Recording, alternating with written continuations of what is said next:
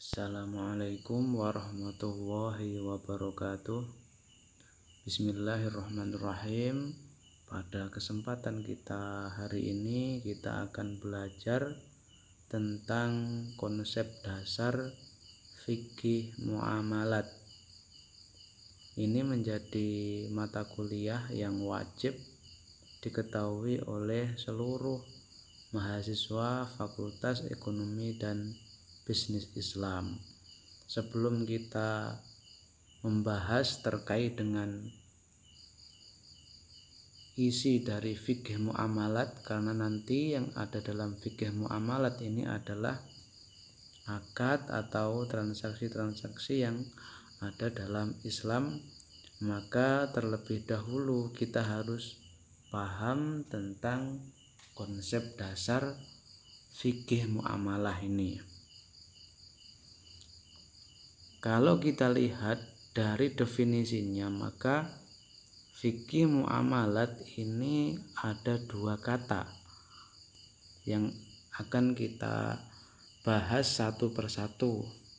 Kata yang pertama adalah kata fikih, yang kedua adalah muamalat atau muamalah. Maka nanti dari masing-masing definisi ini kita akan menggabungkan apa yang dimaksud dengan fikih muamalah ini. Dalam kajian ekonomi Islam, maka pengetahuan tentang fikih muamalah ini menjadi penting bagi mahasiswa-mahasiswa yang mempelajari ekonomi syariah. Sebab dengan kita mempelajari fikih muamalah ini, maka kita akan mengetahui apakah transaksi itu boleh atau halal, atau apakah transaksi itu haram.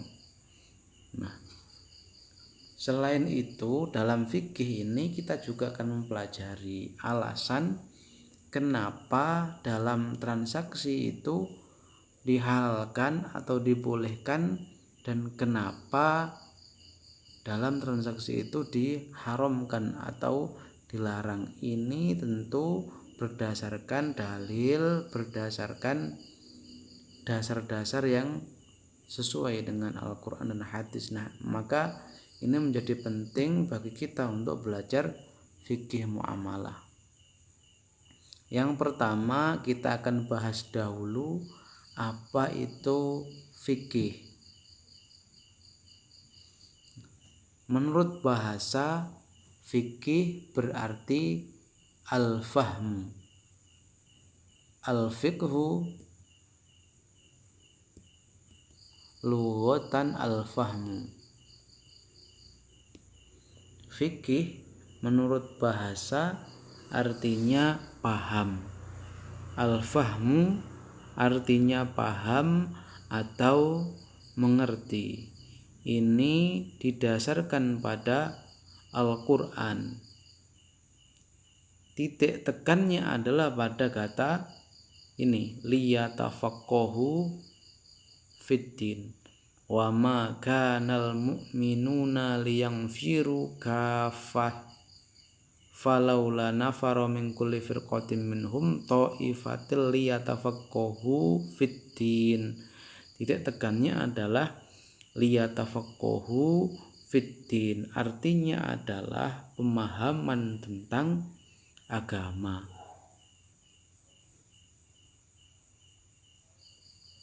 Jadi surah At-Taubah ini menjelaskan bahwa kata liyatafaqahu fiddin ini artinya pemahaman tentang agama. Ayat ini menjelaskan bahwa tidak sepatutnya bagi seluruh kaum mukmin itu semuanya pergi ke medan perang, tetapi paling tidak ada satu atau dua atau beberapa orang yang tafaqquh fiddin, liyatafaqahu fiddin itu yang dalam Al-Quran untuk memperdalam pengetahuan mereka tentang agama. Untuk apa? Untuk memberikan peringatan kepada kaumnya apabila telah kembali. Ini artinya bahwa belajar fikih itu menjadi wajib bagi kita dalam rangka apa? Dalam rangka untuk memperdalam pengetahuan tentang agama. Jadi ayat ini menjelaskan bahwa liyatafaqahu fiddin itu bermakna pemahaman tentang agama. Jadi kata fikih yang artinya paham itu didasarkan kepada Al-Quran surah At-Taubah ayat 122. Selanjutnya, pengertian fikih itu juga diambil dari hadis Rasul, man yuridillahu bihi khairan yufaqihu fiddin. Artinya barang siapa yang dikehendaki baik oleh Allah, maka Allah akan memberinya pemahaman tentang agama. Yufaqihu fiddin.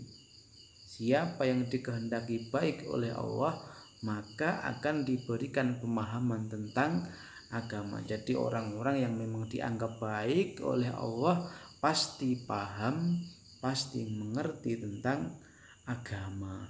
Ini semakin menunjukkan bahwa fikih itu maknanya paham, maknanya mengerti.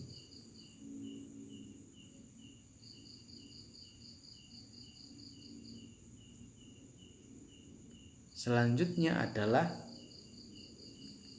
pengertian fikih dari sisi istilah. Menurut istilah, fikih adalah al-ilmu bil ahkamis syar'iyyah al-amaliyah al-muktasabah min adillatiha tafsiliyah. Jadi fikih itu ilmu tentang hukum-hukum syariah. Al-ilmu bil ahkamis syar'iyyah, ilmu tentang hukum-hukum syariat yang bersifat amaliyah. Ini bisa bermakna bersifat praktis atau bisa dipraktikkan. Namanya fikih itu pasti bisa dipraktikkan. Nah, yang diambil dari dalil-dalilnya yang terperinci. Dalil yang terperinci itu bermakna nas.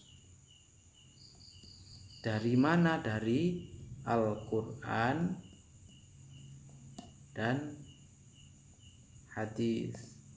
Jadi seluruh kajian fikih yang namanya fikih itu pasti bersumber dari Al-Quran dan hadis.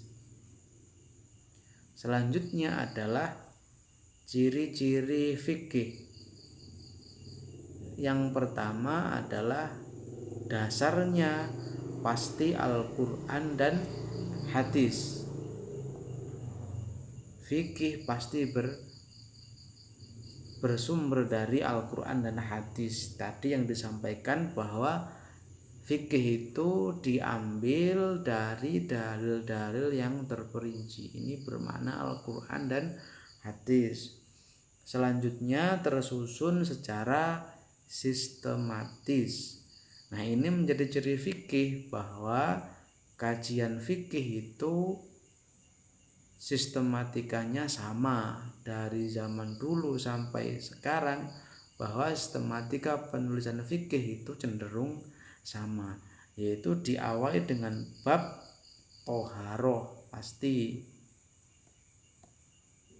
Kalau muamalah itu babnya bab tentang al-bai' atau jual beli.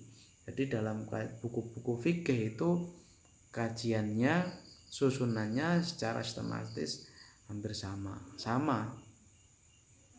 Selanjutnya termuat dalam kitab yang terdokumentasi. Banyak buku-buku fikih itu yang terdokumentasi, yang didokumentasikan. Ilmu itu banyak yang dibukukan. Salah satunya adalah ilmu fikih ini yang paling banyak daripada ilmu-ilmu yang lain. Kemudian fikih ini mencakup berbagai aspek kehidupan. Seluruh aspek kehidupan itu diatur dalam fikih. Mulai dari kita bangun tidur sampai kita tidur lagi, itu semua ada aturan dalam diatur. Selanjutnya fikih itu bersifat praktis, bisa dipraktikkan. Namanya sholat ya harus praktik, dipraktikkan bisa. Namanya zakat bisa dipraktikkan, haji juga begitu. Terlebih transaksi-transaksi dalam Islam, transaksi atau akad-akad itu pasti bisa dipraktikkan.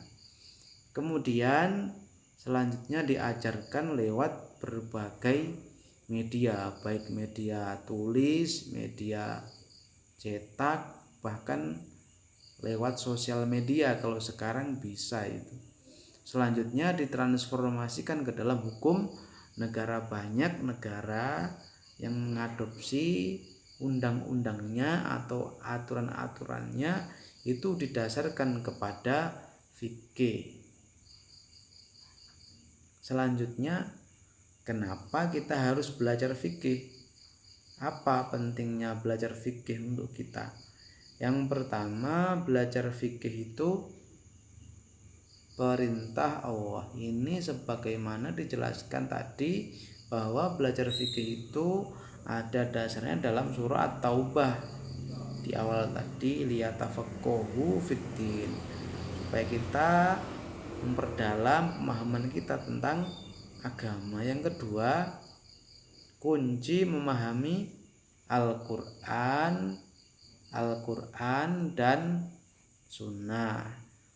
Artinya bahwa ilmu yang ada dalam Al-Quran ataupun Sunnah itu bisa kita serap, bisa kita pahami setelah kita belajar fikih. Jadi ulama-ulama fikih itu sebenarnya memudahkan kita dalam mempelajari Al-Quran ataupun Sunnah. Seperti yang sederhana, kita bisa sholat, kita bisa belajar tentang zakat, itu bukan karena kita langsung belajar Al-Quran atau langsung membaca hadis, tapi karena kita belajar fikih terlebih dahulu. Selanjutnya, fikih ini merupakan porsi terbesar keilmuan dalam Islam. Kenapa disebut porsi terbesar? Karena memang fikih ini diajarkan oleh seluruh muslim. Orang Islam pasti belajar fikih, baik itu anak kecil maupun orang dewasa, mau bahkan orang tua, wanita, laki-laki, semua belajar fikih. Makanya porsinya terbesar. Bahkan diajarkan ini, kalau kita belajar fikih ini dari kecil, tidak ada batasan umur. Beda dengan keilmuan seperti filsafat atau seperti ilmu kalam. Nah, ini tidak semua orang paham, tetapi fikih ini pasti semua orang paham dan melakukan. Anak kecil saja paling tidak sudah belajar wudu, sudah belajar sholat. Nah, ini bagian dari fikih. Makanya diajarkan keilmuan fikih ini merupakan porsi terbesar dalam keilmuan Islam. Kemudian melahirkan kembali ulama, asas kebaikan umat. Ulama akan diikuti, ditaati, kemudian derajat mulia, menghilangkan perpecahan, menghilangkan ekstremisme, dan bisa menghilangkan aliran sesat. Baik, selanjutnya kita akan belajar hukum fikih. Namanya fikih, kita pasti akan dihadapkan pada hukum-hukum fikih.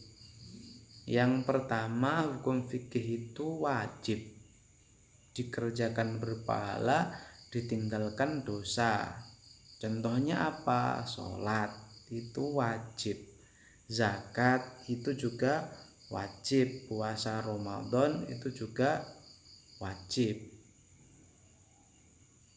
Nah ini selanjutnya sunnah, dikerjakan berpahala, ditinggalkan rugi. Sunnah, sholat sunnah, puasa sunnah itu dikerjakan berpahala, tetapi ditinggalkan kan rugi karena kita tidak dapat pahala itu tadi. Selanjutnya mubah, boleh dikerjakan, boleh tidak dikerjakan atau ditinggalkan. Nah ini mubah ini yang paling banyak dalam kajian fikih muamalah tadi di sini. Hukumnya mubah. Selanjutnya makruh, lebih baik ditinggalkan. Kemudian haram. Jadi posisinya jika dikerjakan dosa, ditinggalkan malah berpahala, ini haram. Selanjutnya selain fikih kita juga akan belajar apa itu syariat, supaya kita bisa tahu bedanya syariat dengan fikih itu apa. Syariat itu menurut bahasa artinya al-udbah, jalan berliku menuju lembah. Yang kedua bisa dimaknai mauridus syaribah, tempat peminum mencari air. Atau syariat itu bisa bermakna at-thariqatul mustaqimah, jalan yang lurus. Secara bahasa seperti itu. Ini didasarkan kepada surah Al-Maidah ayat 48, likullin ja'alna minkum syir'atan wa minhaja. Setiap umat di antara kamu kami berikan aturan dan jalan yang terang. Syir'atan wa minhaja, artinya aturan syariat ini bermakna aturan yang didasarkan kepada surah Al-Maidah ayat 48. Nah ini kemudian dasar yang kedua ada di surah Al-Jathiyah ayat 18. Tsumma ja'alnaka 'ala syari'atin minal amri fattabi'ha. Ini ada kata syariah juga. Kemudian kami jadikan kamu berada di atas suatu syariat dari urusan aturan, maka ikutilah syariat itu. Fattabi'ha. Ini dari surah Al-Jathiyah. Kemudian menurut istilah apa yang disebut syariah itu? Ahmad Hanafi mengatakan hukum syariat itu hukum-hukum Allah untuk manusia, dibawa oleh Rasul yang mengatur seluruh aspek kehidupan. Itu syariat. Selanjutnya menurut Mahmud Saltut yang disebut syariat adalah peraturan yang diturunkan oleh Allah kepada manusia sebagai pedoman membangun hubungan dengan sesama manusia, bahkan sesama makhluk dalam kehidupan. Itu syariat. Jadi lebih luas, tidak hanya sesama manusia tapi sesama makhluk juga. Selanjutnya, apa perbedaan antara syariat dengan fikih? Syariat itu sifatnya tetap dan tidak berubah, sedangkan fikih itu dinamis dan berkembang sesuai dengan perkembangan zaman. Syariat itu universal, menyeluruh kepada seluruh umat Islam, sedangkan fikih itu parsial, hanya tempat saja atau hanya di beberapa tempat saja. Kemudian syariat itu tidak mengenal ruang dan waktu. Kemudian kebenaran syariat itu bersifat mutlak, sedangkan fikih ijtihad yang benar disebut syariat, sedangkan ijtihad fikih yang salah itu bukan syariat, kebenarannya tentatif. Itu kalau fikih.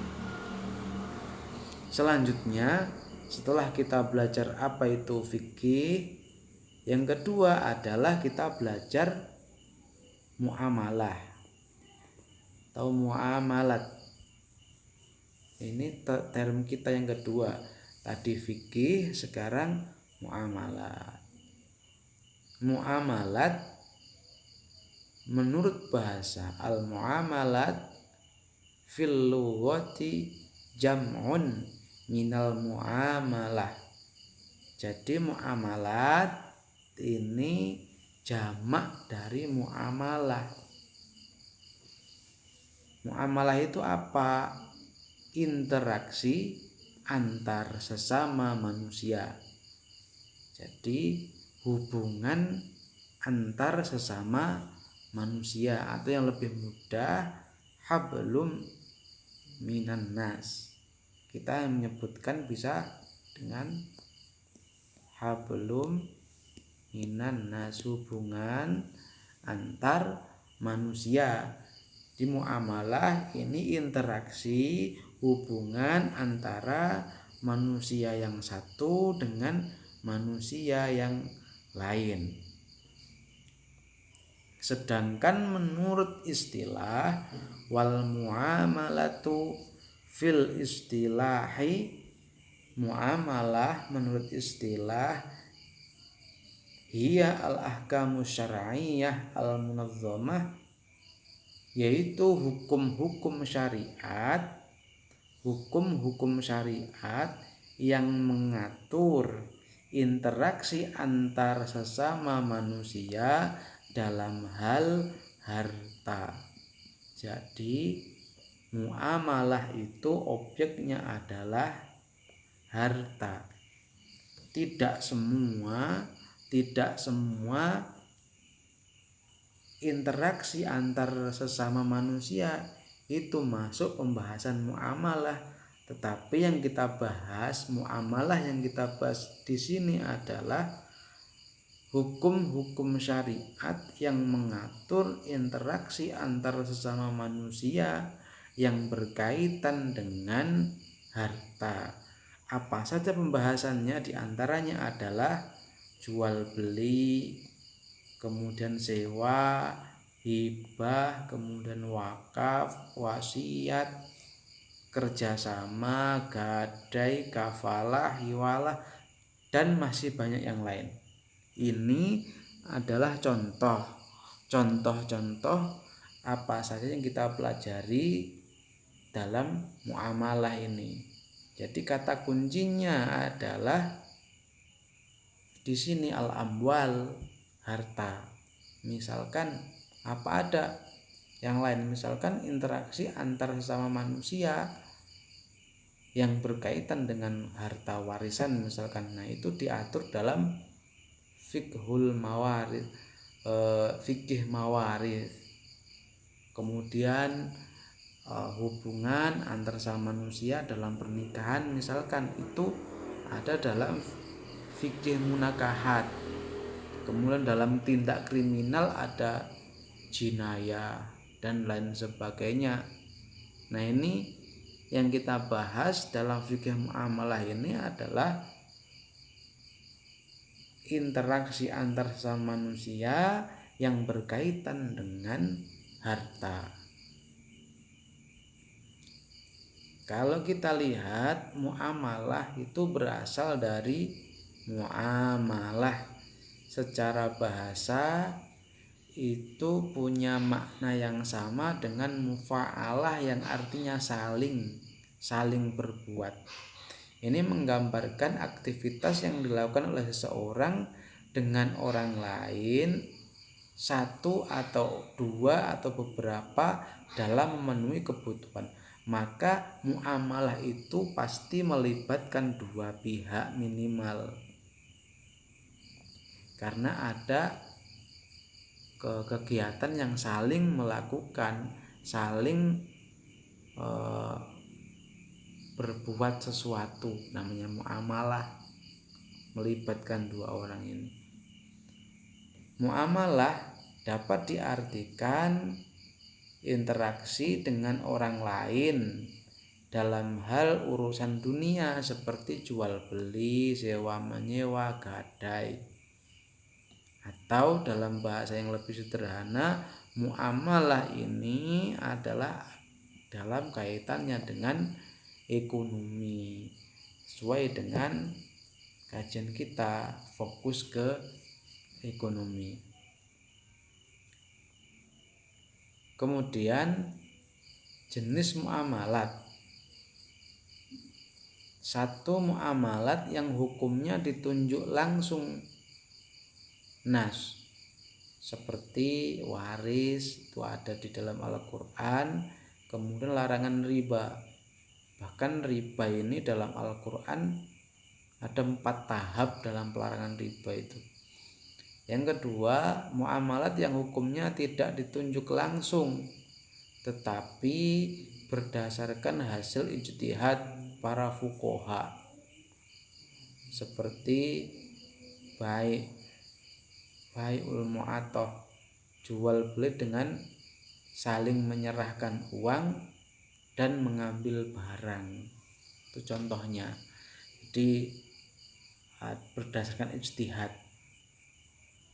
Kemudian kita juga akan mempelajari tentang fikih muamalah. Di sini ada kata terakhir kontemporer. Kenapa?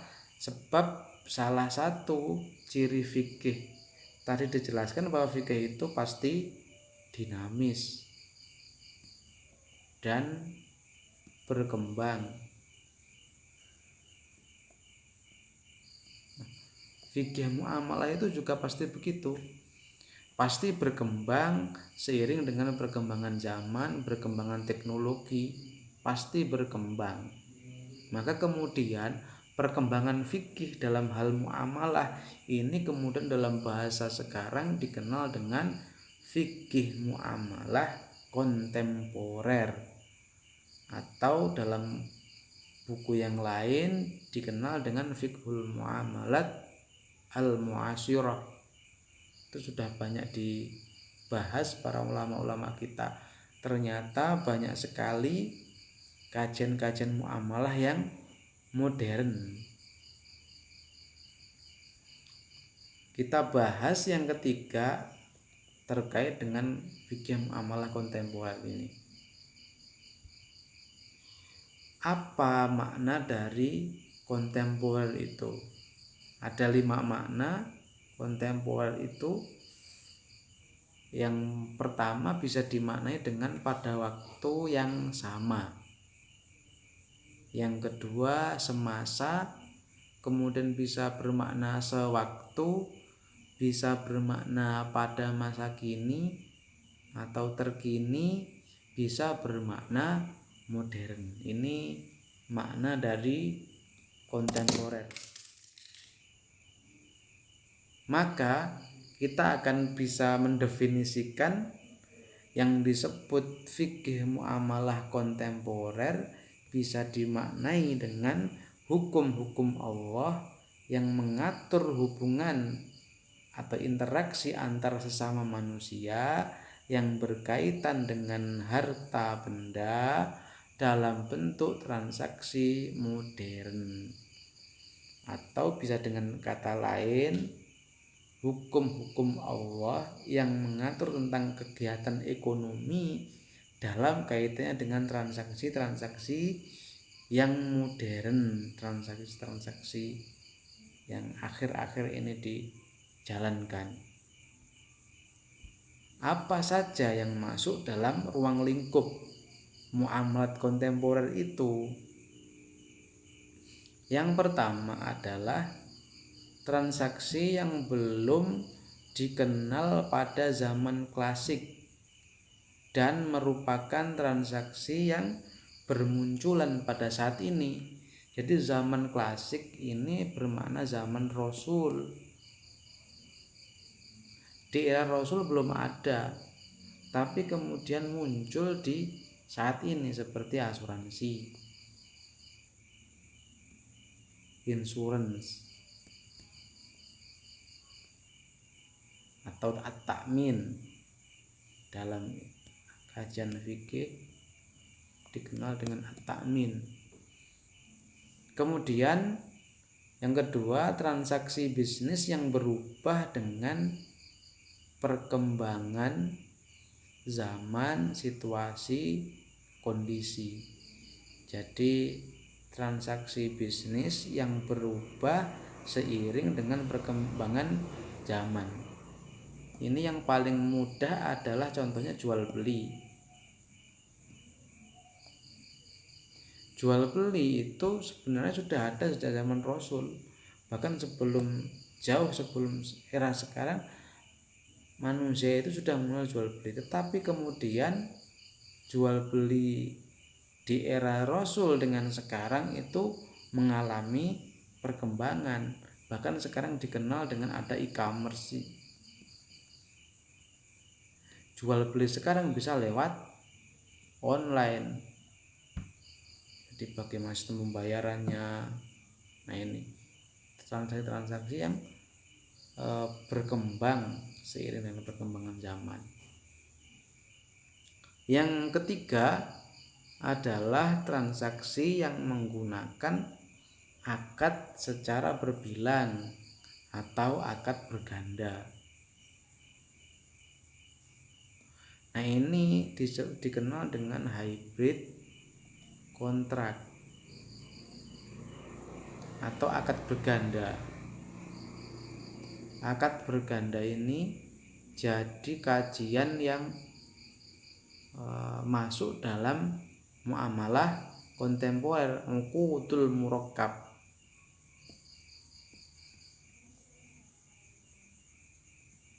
Akad berganda, bahkan sekarang di beberapa lembaga keuangan syariah di perbankan itu produk-produk yang dikembangkan adalah sekarang produk hybrid kontrak atau produk-produk dengan akad yang berganda, ini dengan alasan efisiensi. Contohnya adalah ijarah muntahiyah bitamlik. Ini yang sudah sering dibahas, yang populer itu adalah ijarah muntahiyah bitamlik. Kemudian ada lagi musyarakah mutanakisah atau MMT. Itu juga masuk transaksi berganda. Bahkan yang terbaru itu adalah ijarah mausufah fil zimmah. Itu fatwa yang paling bisa dikatakan bahwa masuk dalam akad berganda. Selain IMBT, selain ijarah muntahiyah bitamlik, ada musyarakah mutanakisah, ada ijarah mausufah fil zimmah. Lanjut, bahwa yang keempat, transaksi yang dengan nama baru walaupun secara substansi itu sama dengan zaman klasik seperti bunga bank, jual beli, falas atau sorf. Nah, ini jadi keempat ini adalah bahasan-bahasan ruang lingkup muamalah kontemporer. Maka kita juga akan mempelajari muamalah kontemporer ini, bagaimana akad-akad dalam fikih muamalah mulai dari jual beli, kemudian ijarah, bagi hasil itu ditransaksikan atau dilakukan di era modern.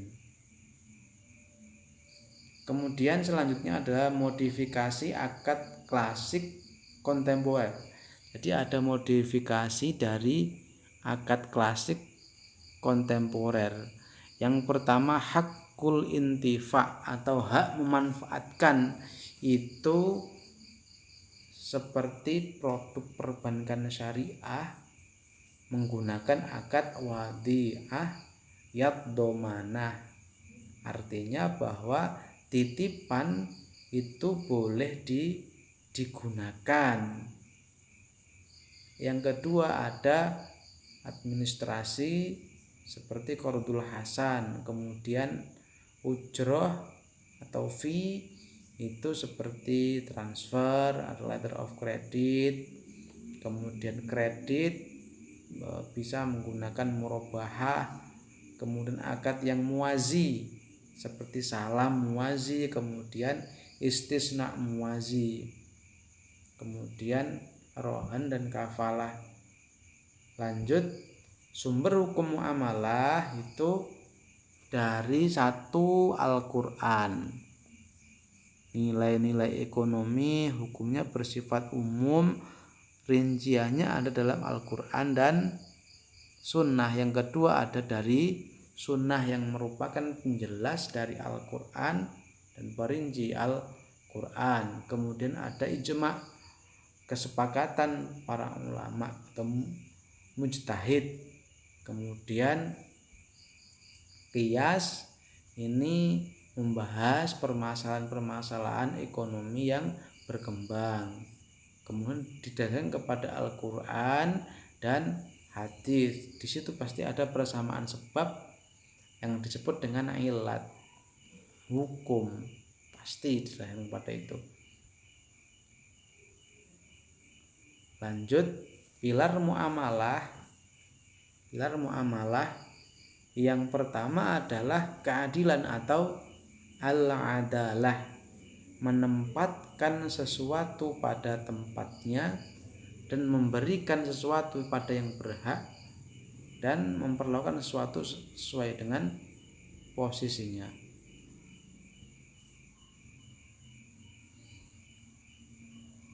Al-adalah ini diimplementasikan pada larangan riba, kemudian gharar, maisir, jahalah, zalim, gharar, dan haram.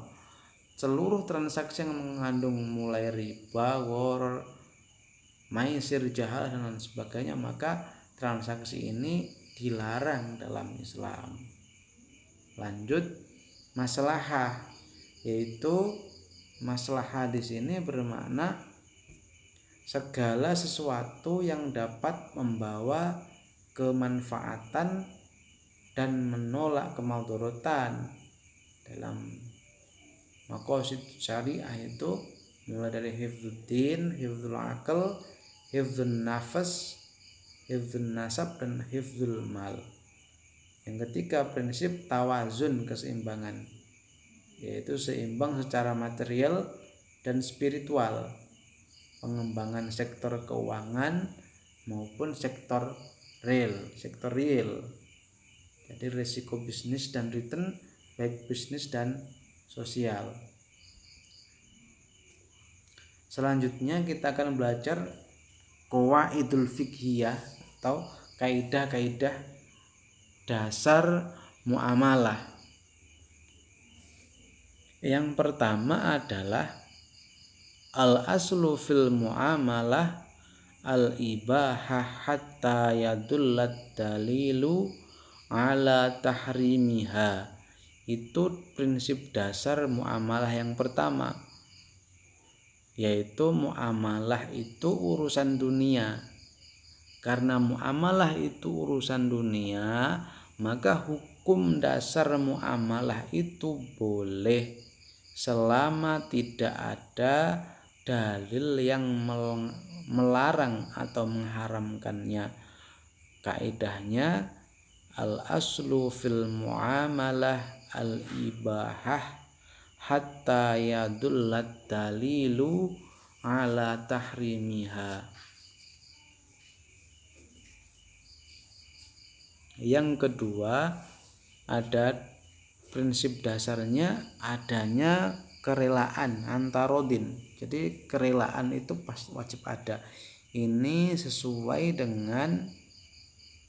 surah An-Nisa ayat 29. Surah An-Nisa dikatakan bahwa ya ayyuhalladzina amanu la ta'kulu amwalakum bainakum bil batil illa an takuna tijaratan antarodin minkum. Jadi di situ adanya kerelaan. Bahkan ini juga harus ada dalam transaksi jual beli. Disebutkan dalam hadis bahwa innamal bay'u antarodin. Innamal bay'u antarodin, bahwa jual beli itu harus berdasarkan berprinsip saling rela antarodin.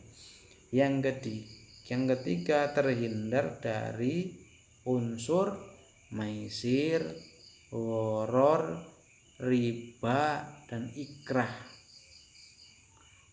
Setiap transaksi dalam muamalah jika terdapat unsur maisir, kemudian gharar, riba ataupun ikrah, maka transaksinya menjadi dilarang. Selanjutnya adalah ta'awun, saling bekerja sama, saling membantu. Wa ta'awanu 'alal birri wat taqwa wa la ta'awanu 'alal ismi wal 'udwan. Itu dasarnya dalam Al-Qur'an. Selanjutnya mewujudkan maslahah dan menghindari madharat.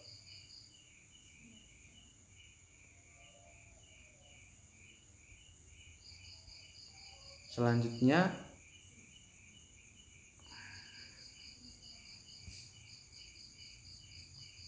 prinsip selanjutnya adalah muamalah itu karakternya bersifat subut. Karakter subut tetap, konsisten dan tidak berubah-ubah, tetapi bersifat murunah, lentur, menerima perubahan dan adaptasi sesuai dengan perkembangan zaman dan kemajuan teknologi, selama tidak bertentangan dengan prinsip-prinsip syariah seperti e-commerce misalkan, atau jual beli online. Itu pada dasarnya menggunakan akad jual beli, tetapi kemudian mengalami perkembangan. Maka secara sifatnya murunah, memang lentur, bisa menerima perubahan. Tapi transaksi itu harus tidak boleh bertentangan dengan prinsip-prinsip agama. Lanjut, tidak ada unsur kezaliman, la tazlimuna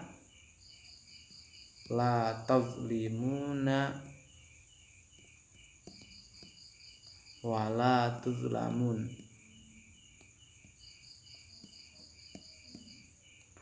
Tidak boleh menzolimi, tetapi juga tidak terzolimi. Jadi kita tidak boleh menzolimi orang lain, tapi juga kita tidak terzolimi. Yang terakhir adalah tidak ada doror, kerugian, baik itu diri sendiri maupun orang lain. Dasarnya adalah la dororo wala diroro.